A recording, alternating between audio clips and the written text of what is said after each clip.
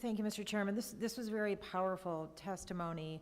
I want to start, Ms. Willis and Ms. Keith, thank you so much for being here and telling your stories. As a parent, I can't imagine what you went through and what you're still going through. And thank you for your courage in being here, and your presence, I think, demonstrates your courage, and it will help other students. Ms. Willis, you talked about Marshall and how he had a tough relationship with Chemawa. You told a story about how he felt targeted by faculty, did not get the support he needed, tried to leave but missed the camaraderie that the school was intended to provide.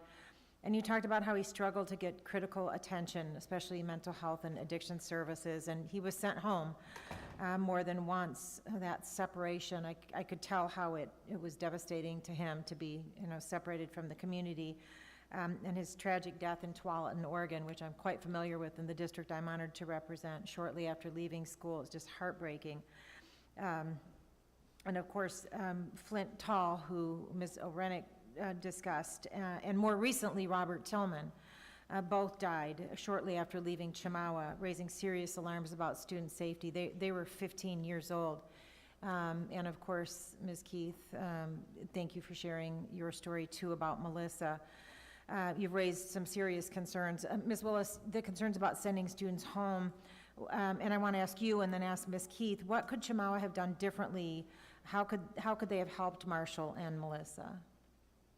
With Marshall, I believe if they would have just informed our family of the behavioral health issues he had, what they really were, I've had another child that had some of the similar issues that Marshall had, and we got him the help he needed.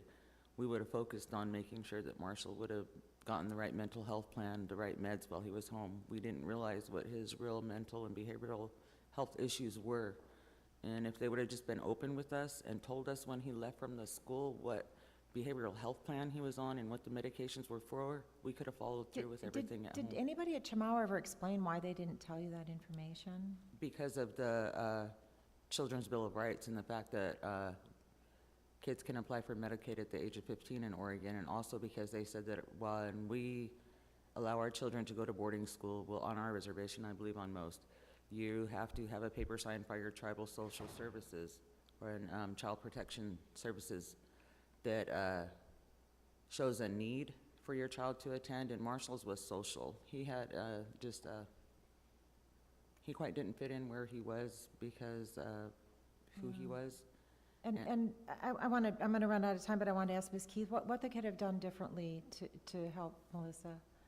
They could have been there. Been there for, yeah. They could have been there.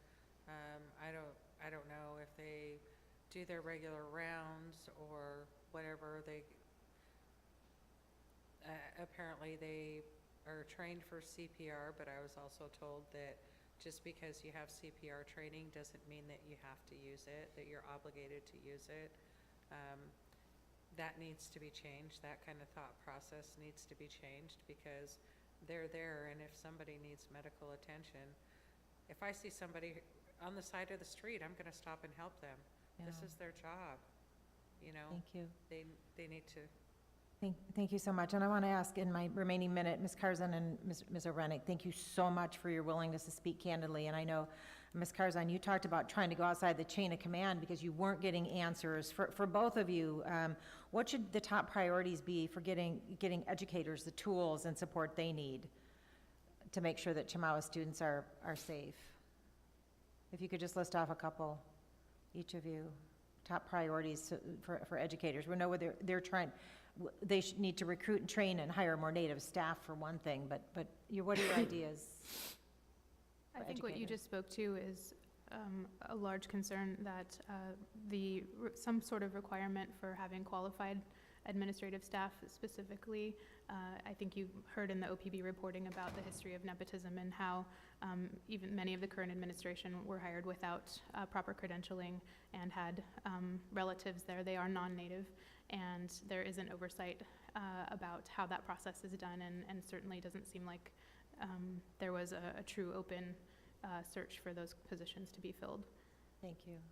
And Ms. Carson? I think there's a strong trend of reinventing the wheel each school year with the rapid changes in administration. So how are we going to recruit administrators that are long-term administrators as well as educational staff and teachers?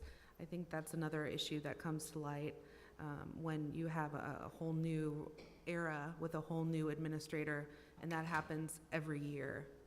Thank you, and I'm out of time. I yield back. Thank you, Mr. Chairman. Thank you.